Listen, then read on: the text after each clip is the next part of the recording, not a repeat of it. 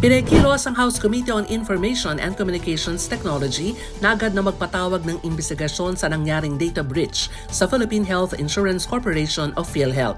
Ayon kay Gabriela Party List Representative Arlene Brosas, nakababahala ang pag-amin ng PhilHealth na may mga impormasyong nakuha sa kanilang sistema matapos ang Medusa ransomware. Babala ni Brosas sa mga impormasyon ng mga miyembro ng PhilHealth ay makukompromiso at pwedeng gamitin ng mga hacker sa iba pang krimen gaya ng identity theft. Dismayado si Brosas na hindi agad inamin ng PhilHealth na may mga nakompromisong data at impormasyon para agad sanang nakagawa ng investigasyon at aksyon laban sa nasa likod ng ransomware. Hiniling ni Brosas sa National Privacy Commission na agad bigyan ang Kamara ng kopya ng resulta ng kanilang investigasyon sa nangyaring cyber attack. Para sa kauna-una sa Pilipinas, DZRH, ako si Milky Regunan.